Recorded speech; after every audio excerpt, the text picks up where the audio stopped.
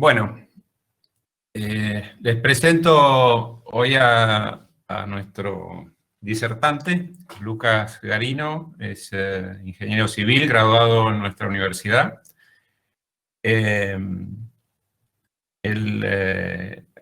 empezó a trabajar en el instituto con nosotros en investigación y hizo su tesis doctoral también en el programa de doctorado en Ingeniería Civil de la Universidad Nacional de San Juan. En la línea de investigación de almacenamiento de residuos mineros.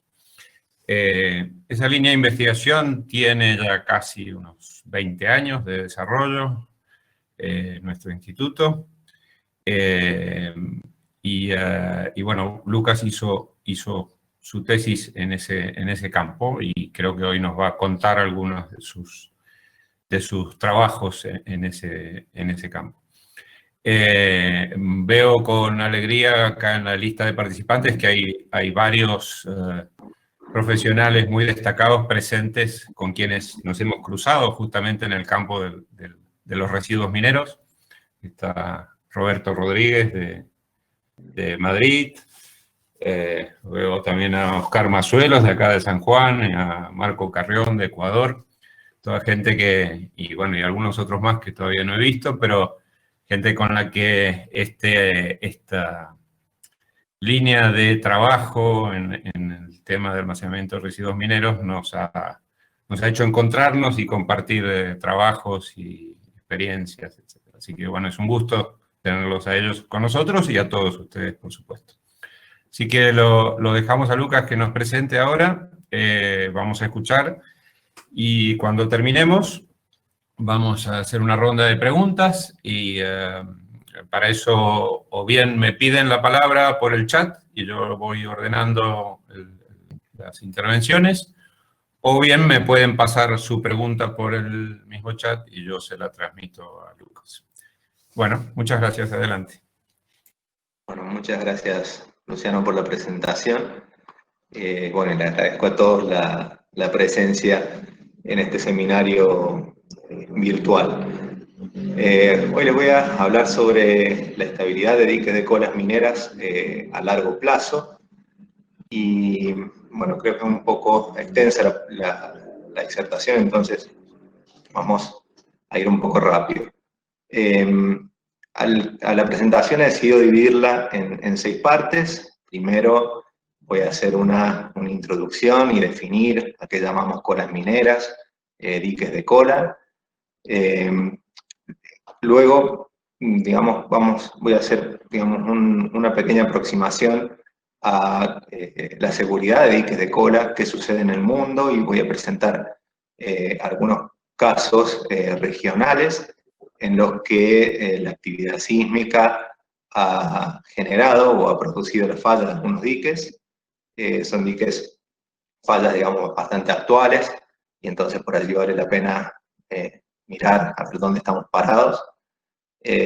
Luego voy a hablarles sobre cuáles son las condiciones geotécnicas de los diques en zona cordillerana, con otro tipo de clima, como vamos a ver, y me voy a explayar un poco más en un ensayo que realicé en Castaño Viejo, que es una mina que está aquí en San Juan, en Calingasta, y que hace mucho tiempo que está abandonada, un ensayo de parcela, justamente para explicar algunas características que hemos podido hallar a través de mi trabajo de tesis doctoral.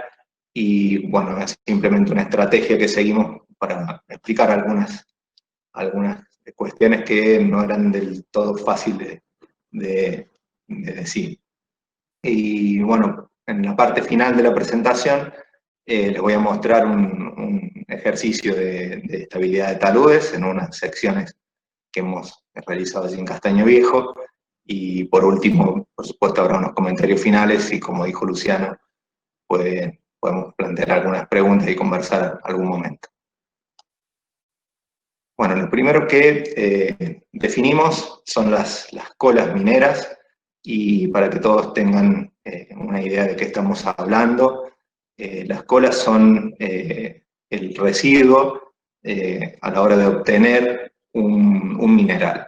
Y en consecuencia son roca que ha sido finamente molida y sometida a todo el proceso para obtener estos minerales, y a su vez tienen un contenido variable de agua y de las sustancias químicas que suelen utilizarse en el proceso de extracción.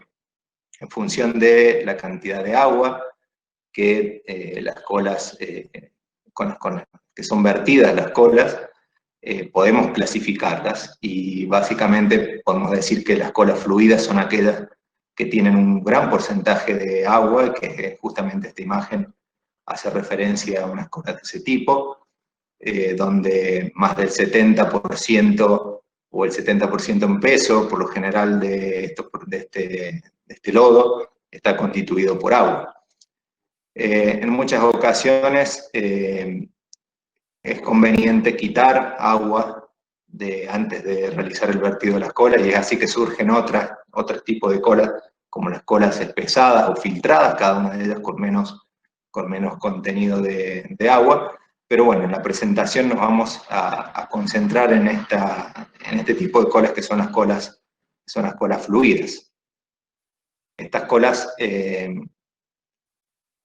su disposición final se realiza en una estructura que denominamos comúnmente dique de colas, y el método que se utiliza para construir estos diques de colas es a través de lo que denominamos relleno hidráulico. No es más que el vertido de las colas desde algún punto, y entonces las colas desde este punto de vertido sufren una clasificación por tamaño. Las partículas más gruesas contenidas en las colas quedan próximas al punto de vertido, mientras que las partículas más finas, tamaño limo, tamaño arcilla, siguen hacia la zona de la laguna de decantación. Es así que se da una clasificación por tamaño de las colas a partir del punto de vertido y hacia la zona de la laguna. Los puntos de vertido por lo general no son únicos, sino que son múltiples, y en consecuencia estos estratos de diferente tamaño, de rocas de diferente tamaño, se van superponiendo y se logran estructuras que son de este tipo, como las que muestran estas imágenes.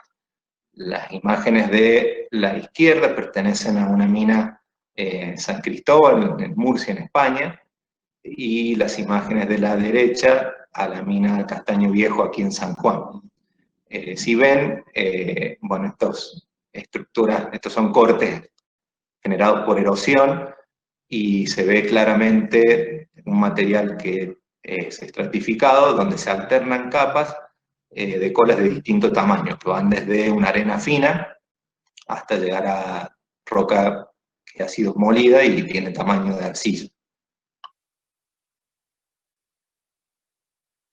Bueno, ¿por qué resulta interesante estudiar la seguridad de los diques de cola, y más aún a largo plazo? Los diques de cola tienen una característica que no la tienen el resto de las obras con las que sabemos trabajar en ingeniería civil, y radica en el hecho de que tienen que permanecer estables prácticamente a perpetuidad.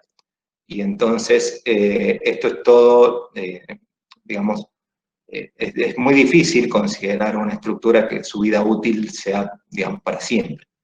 Y entonces, aquí simplemente les muestro, estos son datos estadísticos recolectados de diversas fuentes, y donde se muestran el número de fallas o incidentes divididos por década.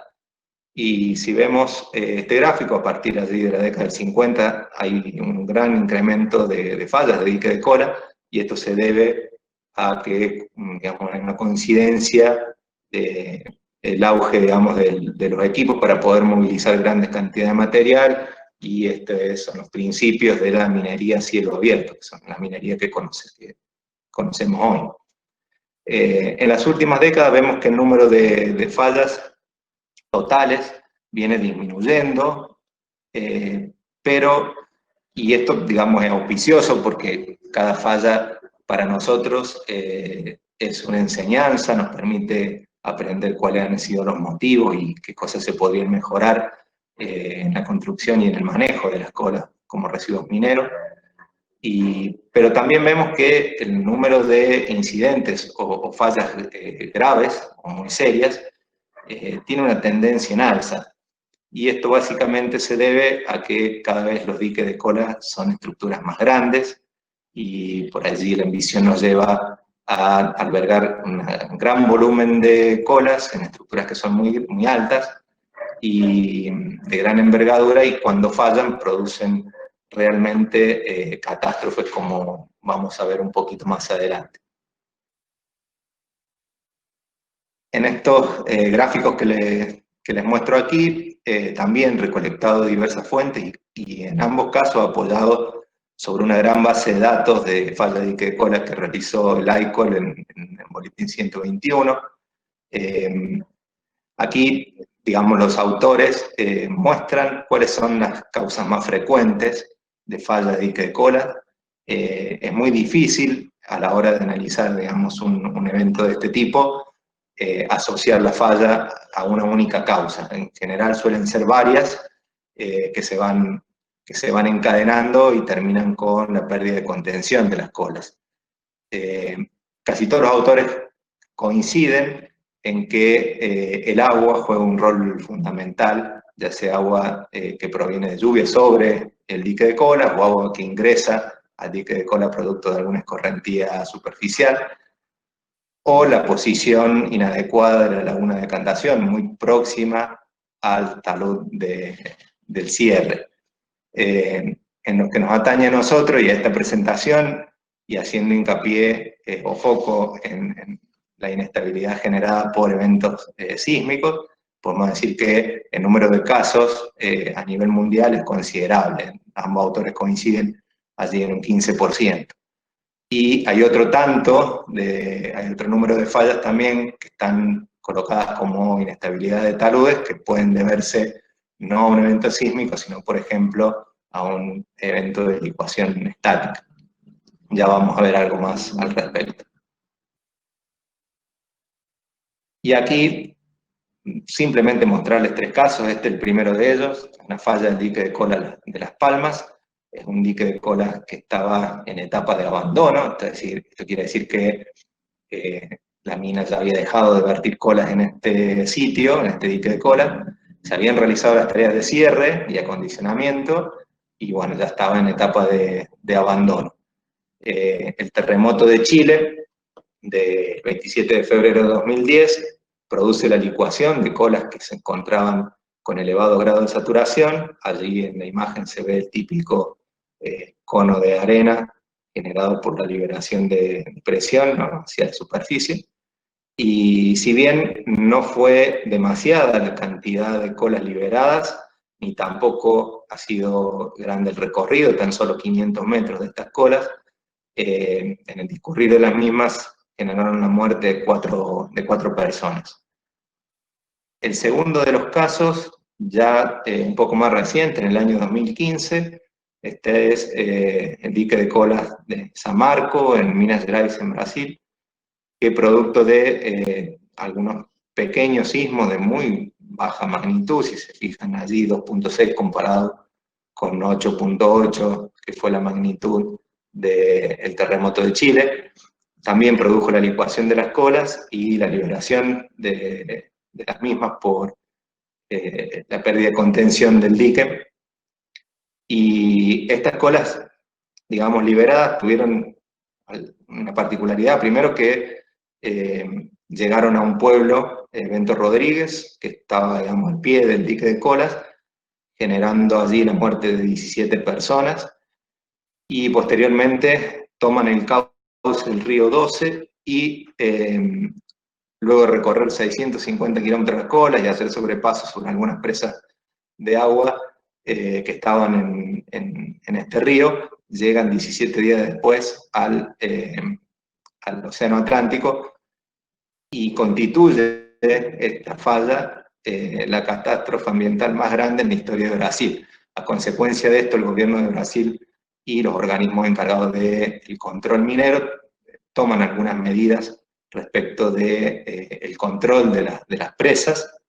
Estas minas en esta zona, la gran mayoría son correctoras de mineral de hierro. Una de las medidas que se toma es la incorporación de cámaras de alta resolución para controlar en tiempo real lo que sucede en el resto de las minas del país.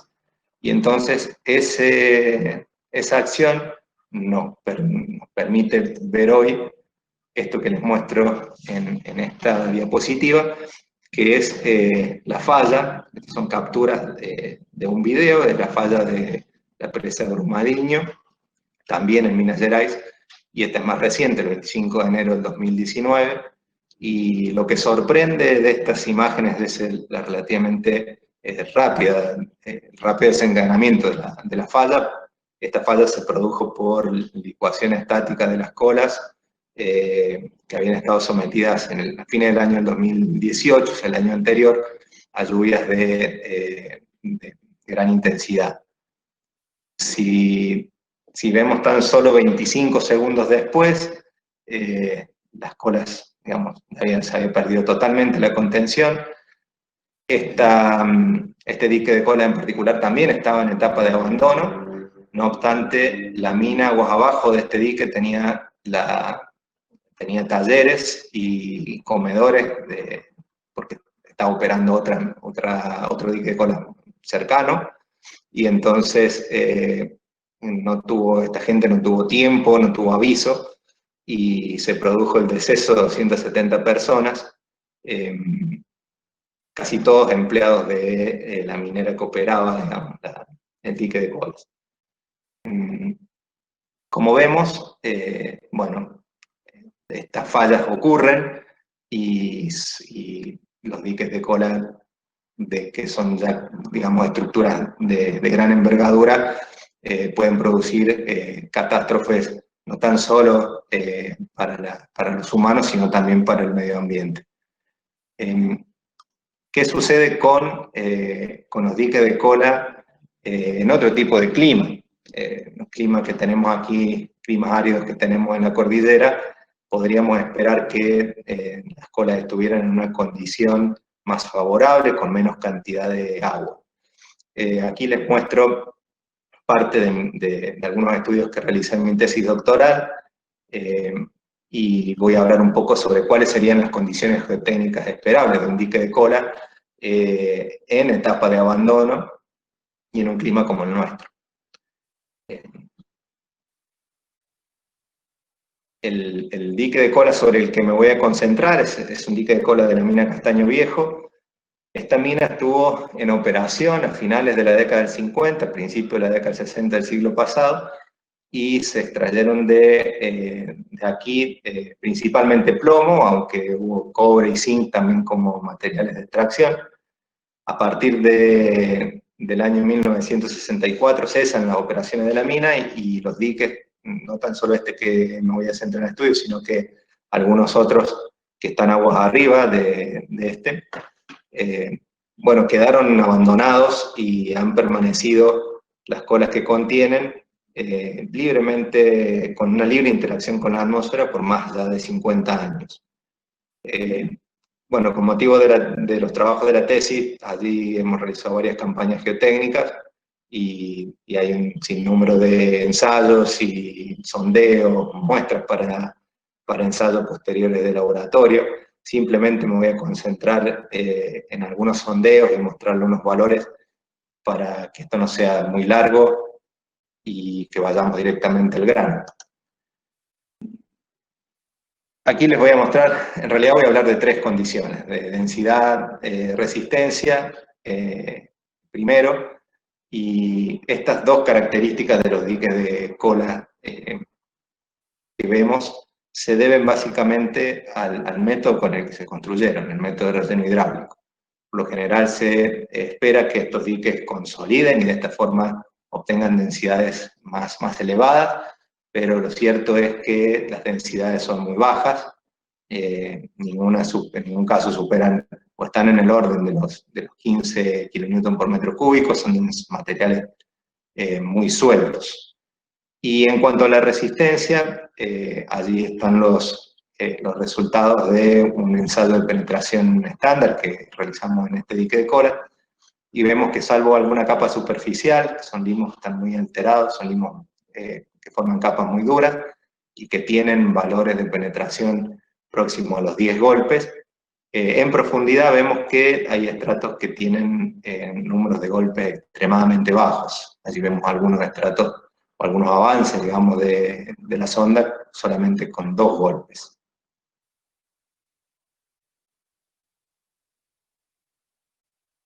Y lo tercero que quiero mostrarles en cuanto a estas condiciones que descubrimos en las campañas geotécnicas en Castaño Viejo es el resultado de algunos sondeos.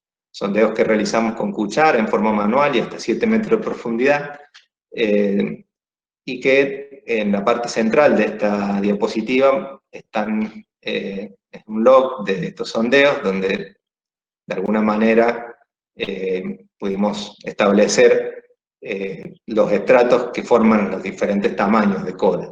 Algunos estratos que son de arenas, otros que tienen tamaño de limo y algunos que hasta tienen tamaño de arcilla.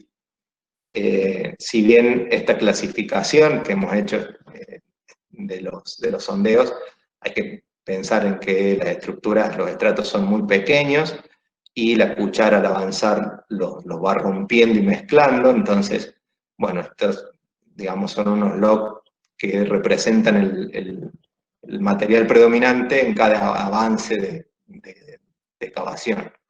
Los estratos son mucho más pequeños, como hemos visto en algunas de las imágenes anteriores.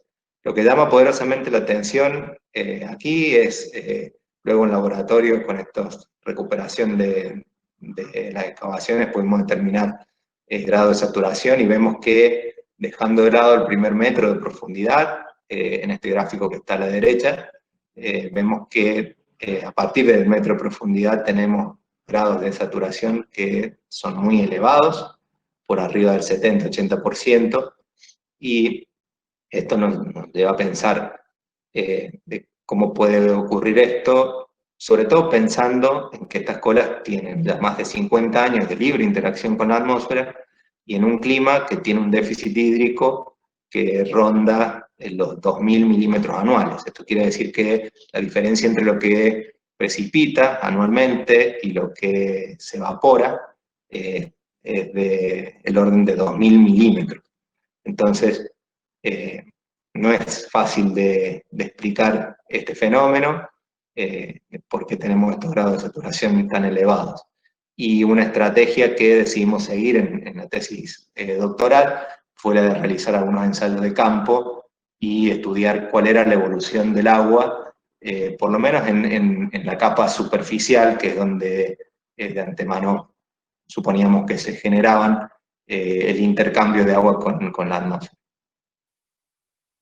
Es así que realizamos un ensayo de parcela, que es un ensayo, bueno, de larga duración, y complementariamente instalamos una estación meteorológica para poder medir en la zona la precipitación, la humedad relativa ambiente y la temperatura ambiente. La parcela, la construcción de la parcela básicamente consistió en aislar un volumen de colas. Allí pueden ver en la imagen de la derecha lo que hablamos de la marcada estratificación de estos diques de cola que fueron generados por el método de relleno hidráulico, para poder instalar algunos sensores y que nos permitieran medir algunas variables de interés. Excavamos una trinchera para poder instalar estos sensores a través de las caras de este volumen, y previo a la instalación de los sensores aislamos con polietileno las caras, de tal forma que el flujo predominante de agua fuera vertical y que no hubiera intercambio de agua hacia fuera de la trinchera ni de las colas que circundan al volumen este de la parcela hacia el interior de la misma. Luego de instalados los sensores, que ya ahora les voy a comentar de qué tipo de sensores son, volvimos a regenerar, digamos, las colas que habíamos excavado, de tal manera de que la zona quedara tal cual estaba en un comienzo. Los sensores que instalamos aquí en la parcela son estos sensores que les muestro en la zona central. Son sensores de uso agronómico. Los sensores 5TM y S5 miden el contenido volumétrico de agua y la temperatura. Adicionalmente, el primero de los sensores, el sensor 5TM, mide la conductividad eléctrica, mientras que el sensor de abajo, el MPS2, mide la succión matricial. Y estos sensores los instalamos distribuidos en las 4 caras de la parcela y a diferentes profundidades, algunos instalados en materiales de características arenosas y el resto en algunas capas de colas que tenían tamaño de limo. El ensayo de parcela lo dividimos en 2 fases. Hubo una primera fase que tuvo una duración de 3 días, donde realizamos riegos controlados con un sistema de microgoteros y un sistema, digamos, que permitía presurizar el agua y realizar riegos con una tasa controlada. Y la segunda fase, donde dejamos que las colas de la parcela interactuaran libremente con la atmósfera, tuvo una duración de 524 días, prácticamente casi 2 años, en donde registramos, más allá de las variables con los sensores instalados en la parcela, las variables atmosféricas en la estación meteorológica. En la primera fase del ensayo, en estos 3 días, realizamos riegos controlados, de tal manera estos riegos estuvieron distribuidos, son 12 riegos en 3 días, y el aporte total de agua equivale a una lluvia de 124 milímetros, que es un evento, digamos, extraordinario en esta zona. La idea de distribuir esta cantidad en estos riegos, bueno, prácticamente se realizó así para evitar el encharcamiento de agua en la superficie, y por eso están distribuidos en 3 días. Vamos a analizar ahora, les voy a mostrar algunos gráficos de los registros de los sensores, y este primer gráfico muestra la evolución de la humedad registrada por los sensores, y en negro se encuentra los riegos realizados, expresados como precipitación en milímetros, en el eje que se encuentra a la derecha del gráfico. Aquí podemos ver algunas cosas interesantes.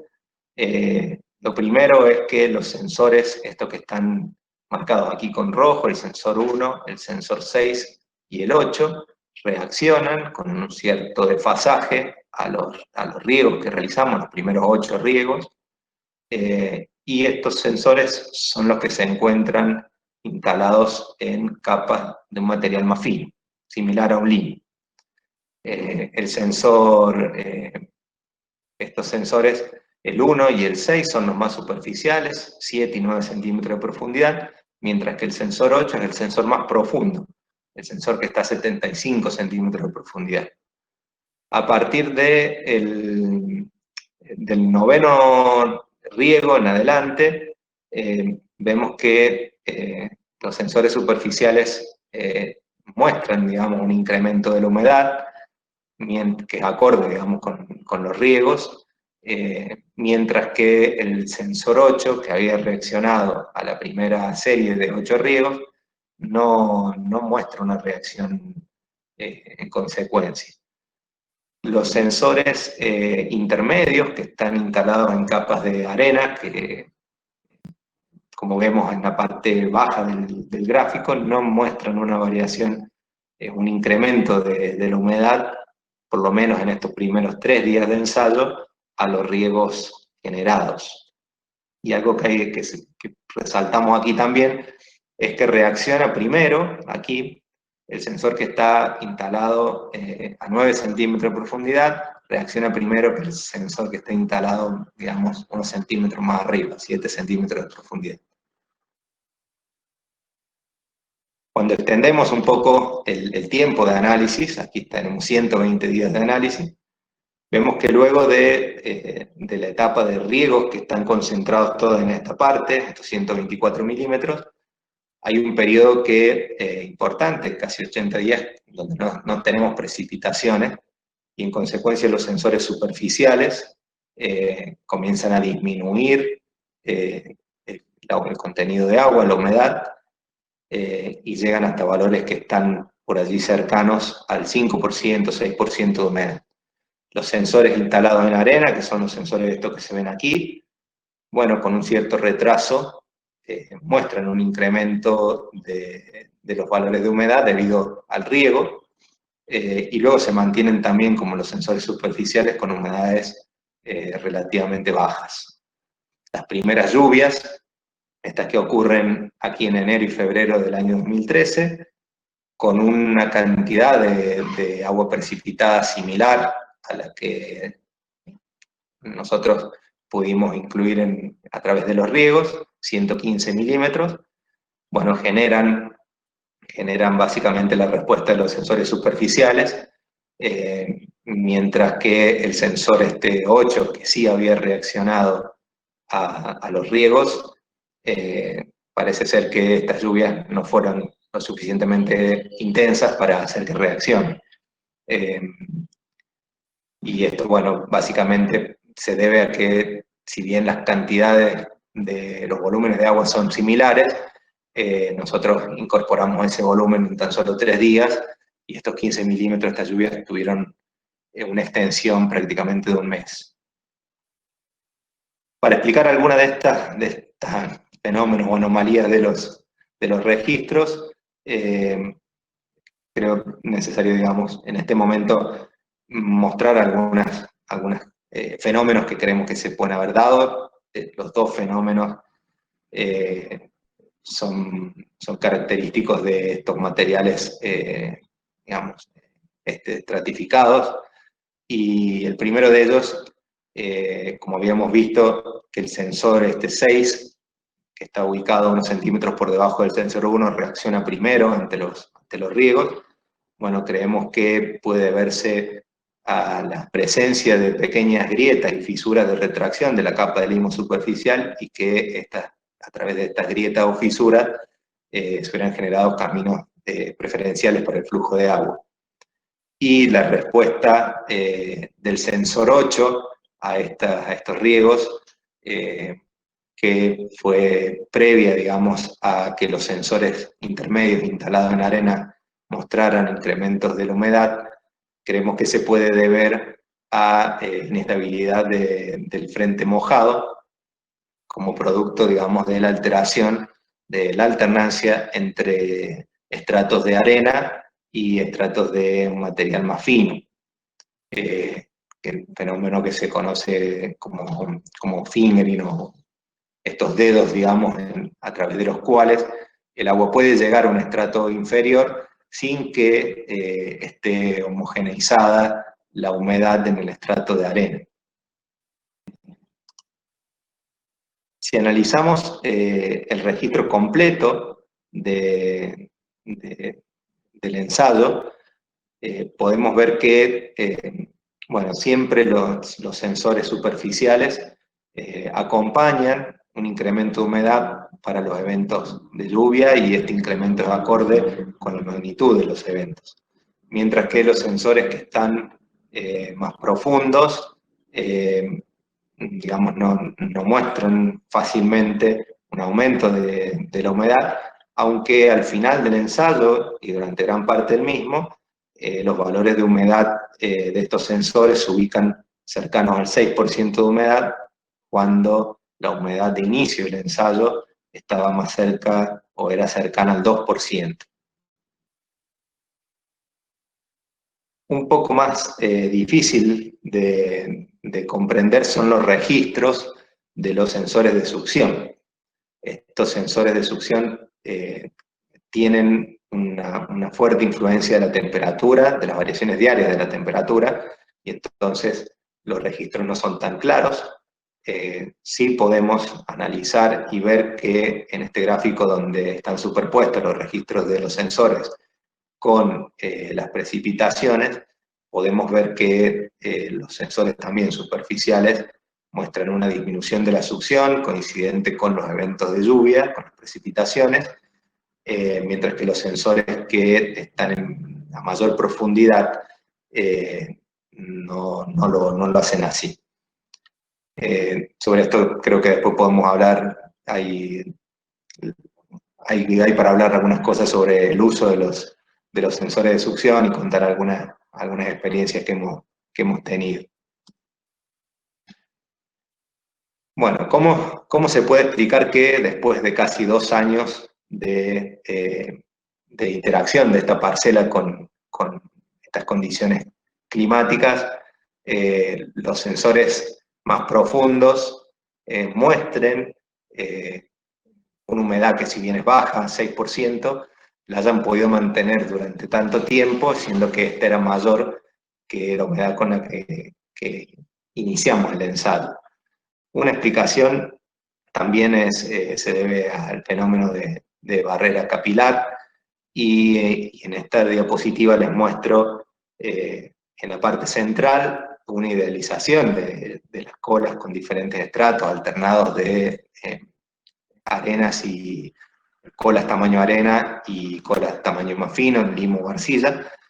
Y si tenemos en cuenta que hay un equilibrio de presión en el contacto entre dos estratos, esto puede significar que los materiales más finos, si vemos las curvas de retención que están aquí, son las curvas determinadas para cada uno de los materiales en laboratorio, podemos ver que si ambos estratos están en una condición, digamos, estable de presión, los grados de desaturación para cada uno de los materiales pueden ser muy diferentes.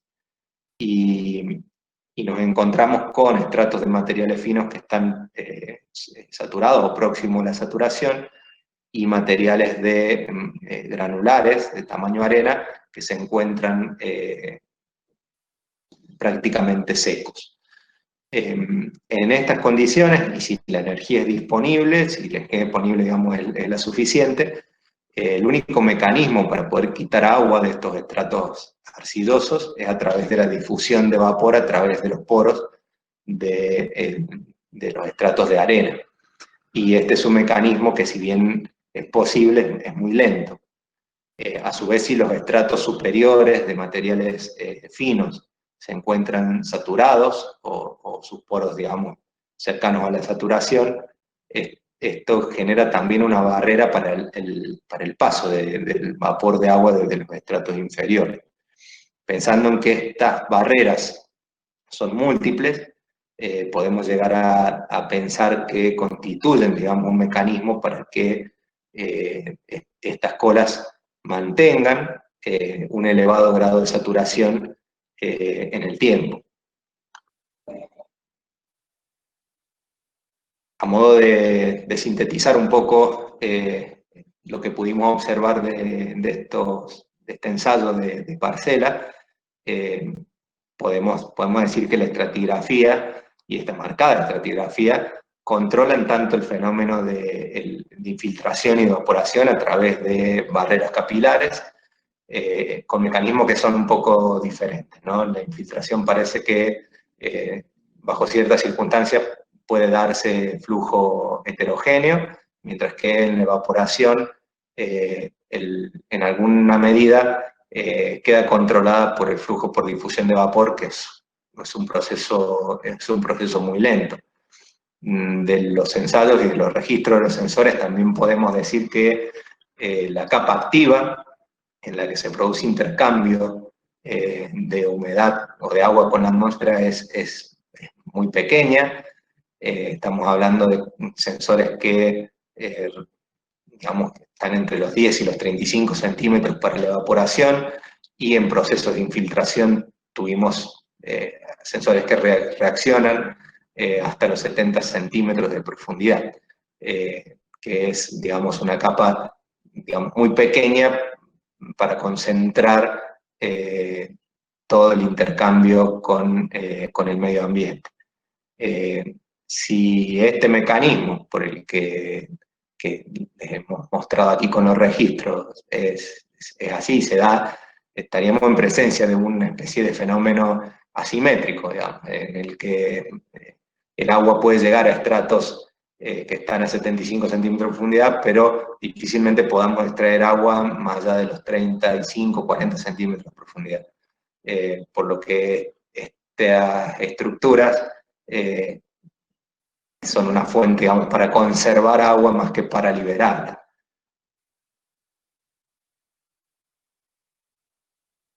A modo de un simple ejercicio, aquí les quiero mostrar, bueno,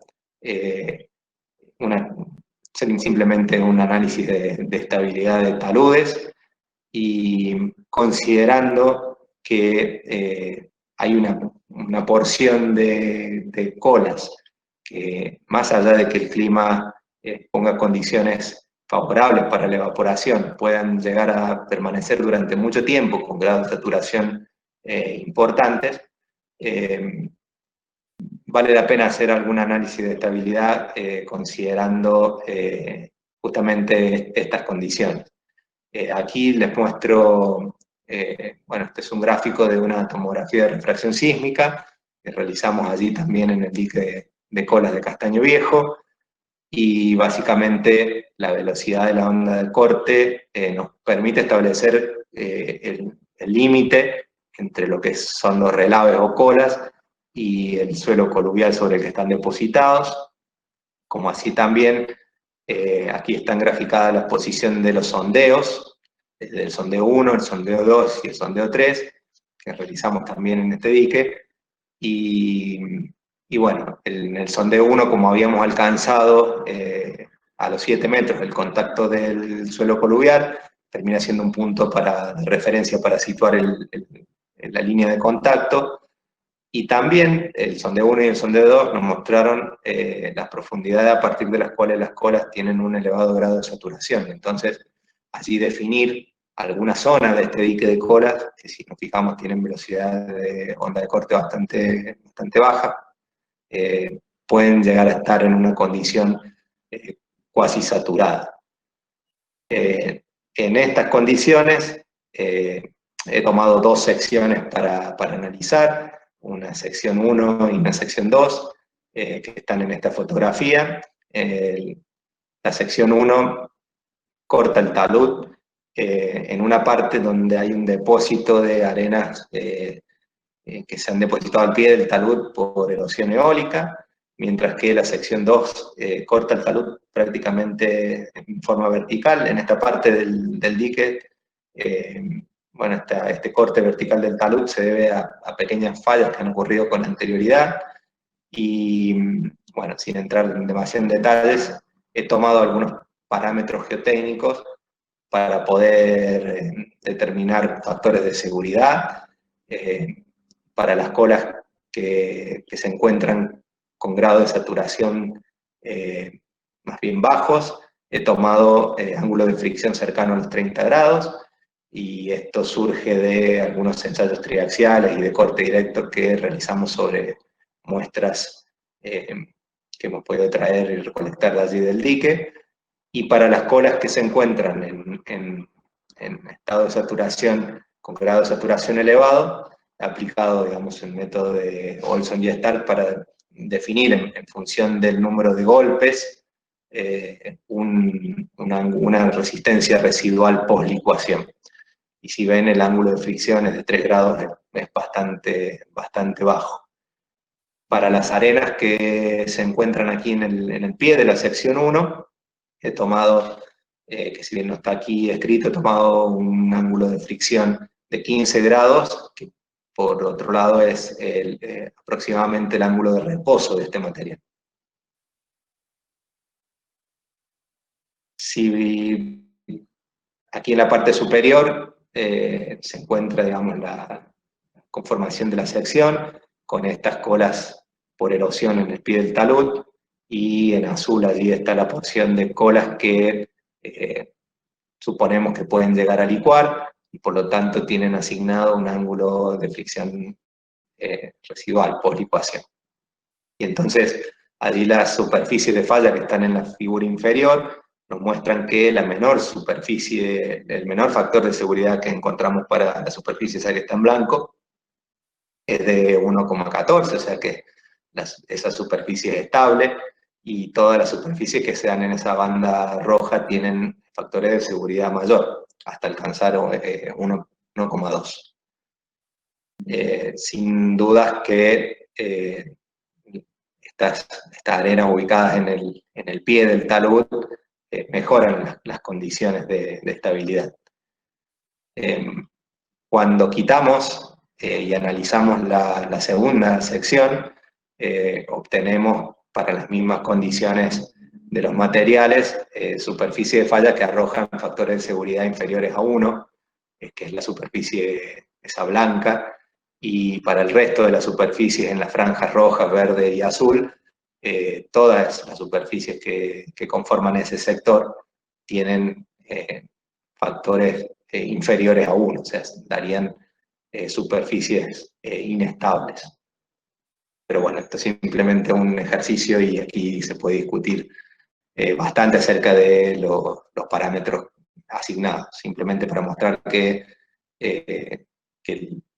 las colas con una condición, digamos, con un grado de saturación elevado y pensando que están en una zona con actividad sísmica y que pueden licuar, pueden cambiar sustancialmente los factores de seguridad de un talud que a simple vista se ve estable.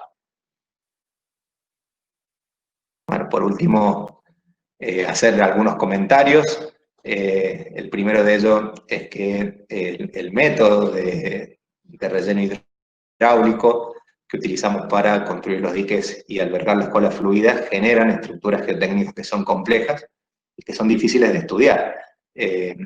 No es habitual poder realizar ensayos en diques de cola. Nosotros, los diques de cola estos de castaño viejo, la verdad que son una gran ventaja poder acceder y realizar ensayos a discreción. Por otro lado, tomar muestras inalteradas para realizar ensayos de laboratorio también son complejas debido justamente a que son, por lo general en la parte superficial, estratos muy duros, que están, digamos, muy alterados, y bueno, esto dificulta la toma de muestras indisturbadas para realizar ensayos en laboratorio. Y es muy difícil también lograr muestras probetas para ensayo de laboratorio a partir de muestras alteradas, ¿no? Y que estas guarden una cierta similitud con lo que observamos en campo.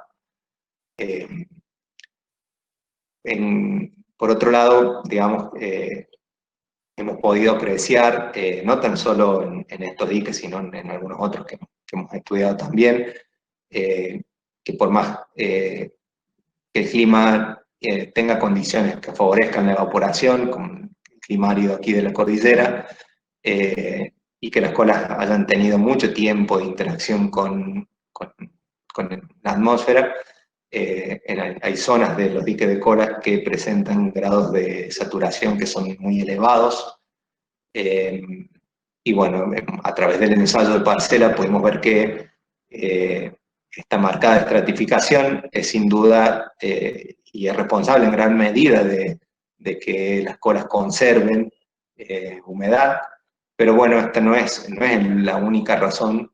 También hemos podido estudiar en otra línea de investigación que la presencia de sales juega un rol fundamental, retardando la evaporación y en algunos casos llegando a interrumpirla totalmente. Dadas, digamos, las características de las colas depositadas con el método de relleno hidráulico, tenemos que pensar que son estructuras poco densas, que tienen estratos de materiales de tamaño arena y en algunos casos estratos de arena limpios, o sea, sin presencia de material fino, limos y arcillas, y que están en una condición saturada. Podríamos pensar que son susceptibles de licuar, digamos, la ocurrencia de algún sismo de moderada intensidad. Y por supuesto que las verificaciones de seguridad estructural de estos diques a largo plazo debería considerar parámetros geotécnicos disminuidos, ¿no? por este fenómeno de licuación. Por otro lado, y muchas de los diques de cola que se construyen en la actualidad tienen secciones que están instrumentadas, pero bueno, no se hace mucho hincapié en la ocultación de la zona no saturada y simplemente, digamos, se estudia como en los diques que utilizamos para contener agua a través de piezómetros en la posición de nivel freático, pero la clave puede estar aquí en la zona no saturada, ¿no? Los cambios en el grado de saturación y una merma de la resistencia que pueden generar el inicio de una falla y la pérdida de contención.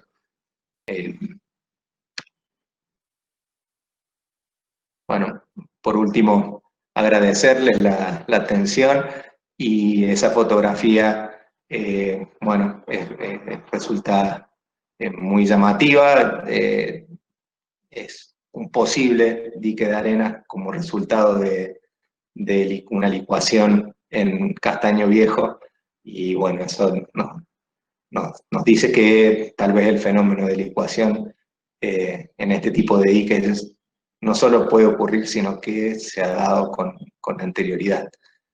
Bueno, yo les agradezco la atención y quedo atento para que puedan realizarme alguna pregunta. Muy bien, Lucas, muchas gracias por tu presentación. Bueno, los invito a quienes quieran hacer preguntas, pueden o bien pedir la palabra, si tienen el micrófono activado, o bien hacer la consulta por el chat y yo se la transmito a Lucas.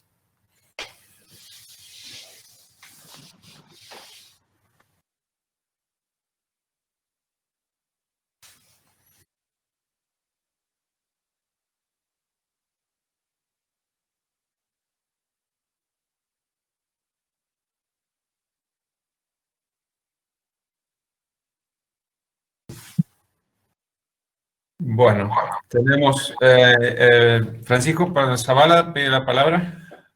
Dele, adelante. Excelente, Lucas. Solamente quería hacerte un comentario muy menor. En muchas ocasiones, cuando se plantean los proyectos de los diques de cola nuestros en la cordillera, se hacen la idea de que, bueno, que van a tener un proceso de consolidación y que en algún momento van a dejar de estar saturados. Y eso, evidentemente, aunque tengamos este déficit hídrico, por lo que vos has demostrado en tu tesis, después de esa costra que tenemos de material no saturado, no tenemos ninguna posibilidad de bajar el grado de saturación de esas colas. Pero siempre se dice, o sea, que se va a consolidar, etc. Por eso quería hacer ese comentario mientras escriben los muchachos que veo que están escribiendo. Muchas gracias por la presentación. No, por nada. Sí, es así, es una suposición que se hace en etapas de diseño y bueno, nosotros por lo menos aquí no hemos podido corroborar. Por allí está Roberto también que tiene su experiencia en minería también en la zona sur de España y él, bueno, ha podido ver exactamente lo mismo.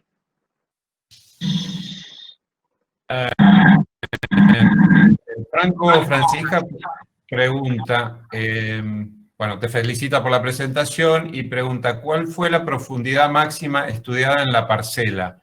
Mostraste un sensor que alguna respuesta mostró los 75 centímetros. ¿Había sensores por debajo de esa profundidad? ¿Y cómo se garantiza un adecuado contacto suelo-sensor en los sensores que usaste? Gracias. Bien, bueno. En realidad, bueno, la parcela, el último de los sensores que instalamos fue justamente ese en una capa de limo a los 75 centímetros. La profundidad de la parcela que excavamos fue hasta los 80 centímetros, ese fue el sensor más profundo. Y como les dije en la presentación, la interpretación de los resultados de los sensores de succión, sobre todo, no es muy sencilla y bueno, eso tiene tiene alguna explicación justamente en esto que pregunta Franco. Es difícil lograr el contacto, digamos, entre los sensores a la hora de instalarlos. En realidad estos sensores están pensados para uso agronómico y no de instalaciones en forma vertical. Y entonces allí es mucho más fácil garantizar el contacto. Cuando lo hacemos en forma horizontal, a través de las caras de la parcela, bueno, allí no es tan sencillo. Y otra de las características de estos sensores respecto del lugar donde estaban instalados es justamente que el volumen que sensan supera, digamos, el espesor de los estratos que queremos medir.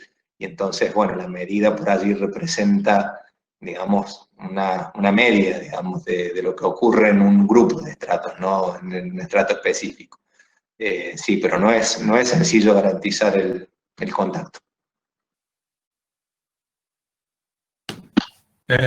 Fernando Mariño pregunta si comparaste los datos de campo, succión y contenido de humedad con los datos obtenidos en laboratorio en la curva de retención. Bueno, sí. Comparamos los datos con las curvas de retención, no los he mostrado aquí en la presentación, pero sí, están en la tesis y en algún artículo por allí que hemos presentado. Y lo que se ve básicamente es que si uno plotea los registros de los sensores instalados en capas de limos y los instalados en capas de arena, vemos que en los estratos de limo las succiones prácticamente viajan por toda la curva de retención, es decir, en algún momento pasan de estar saturados y se mueven en función de si es infiltración o un periodo de evaporación. Pero en los sensores que están instalados en capa de arena, nos movemos solamente por una parte, digamos, de succiones más altas, con un estado de baja saturación.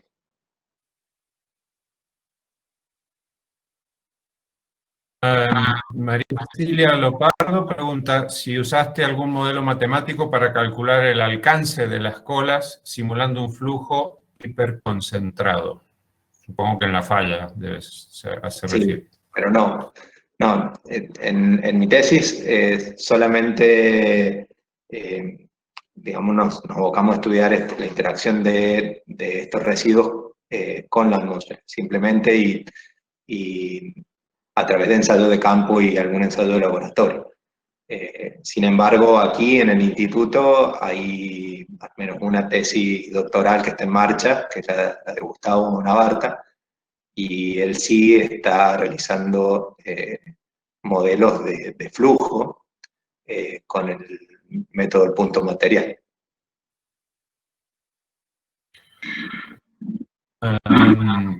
Xavier pregunta, en los diques de colas mineros, ¿la auscultación fija niveles de alarma y solo se consulta cuando se sobrepasa o hay un seguimiento de los datos? Bueno, aquí entramos en un campo bastante complejo. No soy especialista, digamos, en auscultación, pero entiendo que bueno, que por lo que uno puede leer acerca de algunos casos de falla de dique de cola, que hay muchos, y podemos ver que hay ocultación y que de alguna manera, digamos, generan alarmas de funcionamiento, digamos, pero aquí no sabría qué pasa, digamos,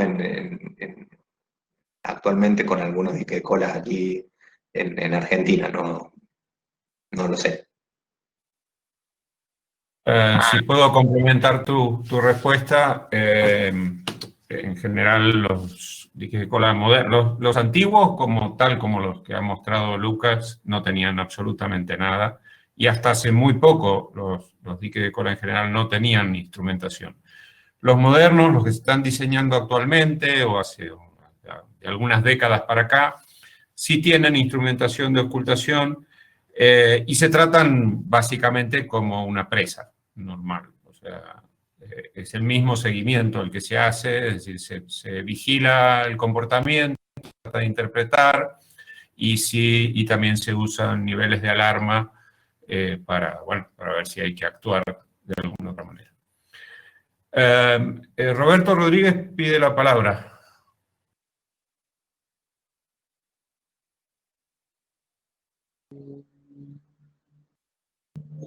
Presentación. ¿Me oyes? Sí, Roberto. Sí. Bueno, felicidades a Lidia porque veo que se puede conectar uno y está muy bien. Y Lucas, felicidades por la presentación, el tema es muy interesante. Yo quería una pregunta. Sí. ¿Tú has hecho ensayos de corte en condiciones drenada y no drenada para este tipo de material? ¿O solo el drenado? En este material, bueno, hicimos al principio de la tesis, hice una estancia en Río de Janeiro, y allí hicimos ensayos de corte en condición drenada. Pero no drenada no. No drenada, no. No, bueno, te lo quería explicar porque nosotros lo hemos hecho y nos damos cuenta que a veces tienes hasta 4 grados de diferencia en condiciones drenadas en el edómetro convencional, no entramos ya en triaxial. Y nos llamó mucho la atención porque hicimos 40 o 50 ensayos y siempre el no drenado nos daba inferior al drenado. Y eso es una cosa que nos ha llamado porque, bueno, el vídeo del 2019 ilustra claramente que eso no da tiempo a nada, que ocurre prácticamente muy rápidamente. Aunque yo creo que se va acumulando en el tiempo, ¿no? Que poco a poco llega un momento que supera la tensión de corte o tensión de excedencia del material. Pero el trabajo tiene muchas cosas. Y lo del dique de arena que pusiste, nosotros hemos verificado y en 18 presas con licuefacción de fallas de flujo tenemos esos diques de arena. Pero documentado, fotografiado, y creo que ahí el tema ese de las 2 secciones que pones de cálculo de estabilidad, que una tienes la arena esa que se ha erosionado y te mantiene el talud y te da estabilidad, y en la otra yo creo que te lo mantiene la succión. Luciano y yo hemos discutido algunas cosas de eso. Hay un trabajo que Luciano presentó en el 2011 por ahí, que estás tú también, que yo creo que lo mantiene la succión. Realmente, por eso cuando llueve y ellos pierden la succión, hay un 20% de falla a nivel mundial que caen en eventos de lluvia, pero es porque la succión los mantiene. Es como si lo estuviera hablando, o ¿sabes? Como si estuviera flotando por la tensión que genera la succión. Hay una cosa interesante también en la parcela y es que la has hecho cerca de la zona de descarga, no en la zona en la zona transitoria o en la zona de laguna. Y eso es importante en los depósitos antiguos y también en los modernos. En la zona transitoria, zona de descarga, tú tienes un problema. Cuando se inunda con agua, como ves, aquí hay la presa de las tórtolas, a veces tiene, que es una cosa que Luciano y yo estamos trabajando, bueno, comentando ahí, tenemos ahí y es que cuando se inunda se cubre totalmente de agua, te genera unas capas muy finas de limo, que puede ser milimétrica, y entonces te provocan ese efecto conceptual que has puesto, que está muy bien ilustrado. Y solo me queda decirte eso, felicitarte, el trabajo muy bueno, y tienes mucha tela para interpretar los datos, Bueno, ya te sugería una vez que me presentaras en función de contenido volumétrico de agua, que te va a dar, daría, no sé si en el artículo está, no me acuerdo ahora, pero el contenido volumétrico, o sea, el de presentar lo que es los valores de grado de saturación y contenido volumétrico con relación a la succión. Creo que mejoraría mucho la forma de los gráficos y trabajar quizás con un valor medio, porque las curvas a veces tienen mucha fluctuación, pero eso es normal en los errores del equipo. Quizás hacer una media de esos valores que pase por encima de ellos, pero que resalte el valor medio, porque la heterogeneidad es brutal, la heterogeneidad es muy grande. Y bueno, felicitarlos a todos vosotros, gracias por esto, y es un poco tarde aquí, pero bueno, ha sido interesante. Gracias, Roberto. Alejandro Pujol pregunta si las mediciones piezométricas en otras presas de relaves en el mundo confirman este comportamiento.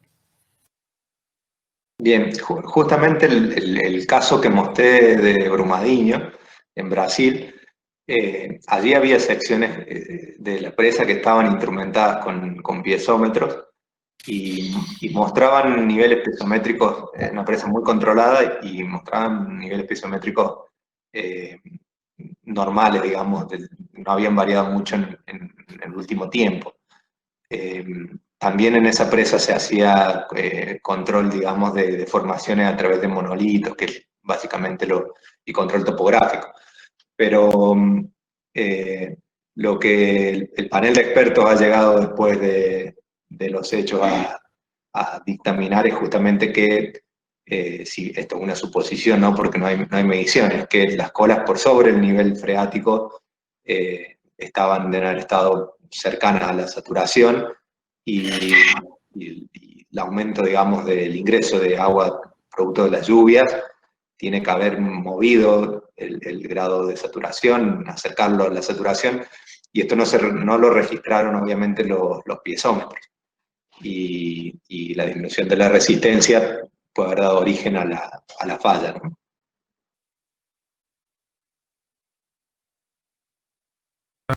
Entonces, podemos concluir que nos encontramos que los diques de cola se encuentran saturados a 50 centímetros de profundidad, generalizando. Ahí no se escucha muy bien la pregunta, Luciano. Dice, si podemos concluir que nos encontramos que los diques de cola se encuentran saturados a partir de los 50 centímetros de profundidad, Bien. en general. Bueno, no hay que generalizar.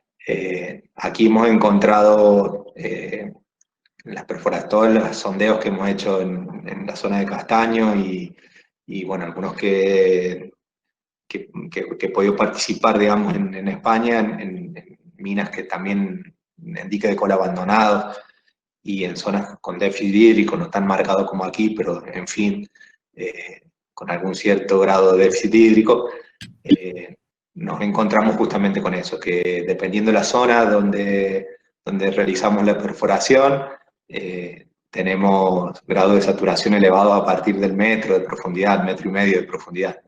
Pero bueno, esto siempre generalizar cuando solamente tenemos algunos ensayos realizados y algunas campañas no me parece correcto. Pero bueno, al menos en lo que hemos podido estudiar nosotros, esto se ha verificado. Juan Gustinza pregunta, mencionaste que se instrumentan estos diques con piezómetros del mismo modo que en los diques de retención de agua. ¿Conoces ejemplos en donde se privilegie la ubicación de las cámaras de captación de los piezómetros atendiendo las capas más permeables? Los estudios contemplan la heterogeneidad de los materiales o normalmente son considerados homogéneos. Bien, bueno, aquí me parece a mí hay que hacer alguna distinción entre los diques de cola, estos que hemos estudiado nosotros, y los diques de colas, la concepción de dique de colas que se tiene en los diseños actuales. Hoy un dique de colas del diseño actual o de la última década no distan mucho, por lo menos el cierre, del elemento de cierre que se utiliza para contener a las colas, de lo que sería una presa de materiales sueltos, y la instrumentación está toda volcada en la zona, en este cierre, digamos, en este dique, y no en las colas, que es el material que contienen. Digamos, entonces, bueno, toda la instrumentación, en este caso los piezómetros, que es lo que pregunta Juan, están en el dique de materiales sueltos, digamos, que por lo general es material de préstamo, no son las colas. Pero esto en los diseños actuales. O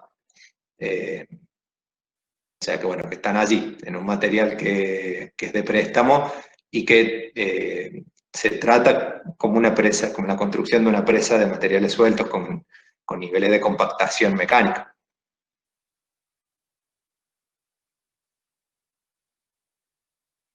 Bien.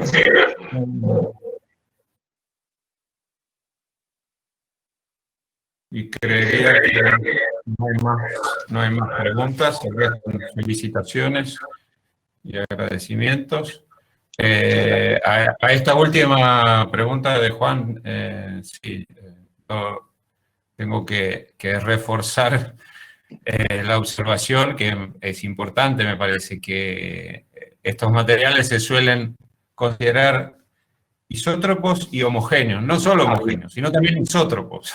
Sí. Cosa que claramente lo que ha mostrado Lucas ahí no se cumple. Ya sabemos hace mucho que no se cumple. El trabajo que ha publicado Roberto Rodríguez, muy extenso sobre el tema también, muestra que es un mal que se aleja mucho de esas dos hipótesis tan afectas a nosotros los geotécnicos, que nos gusta rápidamente ahí meter un índice de equilibrio al límite y complicarnos la vida. Pero bueno, la verdad, la realidad en este caso es que difiere mucho de esas hipótesis. Bueno, y creo que hasta ahí llegamos. Muchas gracias a todos por la participación, por el interés, y bueno, y los esperamos la semana que viene. Tenemos nuestro último seminario de esta serie y a las vacaciones, porque vamos a tomarnos unas vacaciones. Y nos va a prestar el ingeniero Zavala, así que desde ya les paso el chivo y quedan todos invitados a seguramente una presentación muy interesante del profesor Zavala. Bueno, y gracias Lucas Muchas gracias a todos por la participación.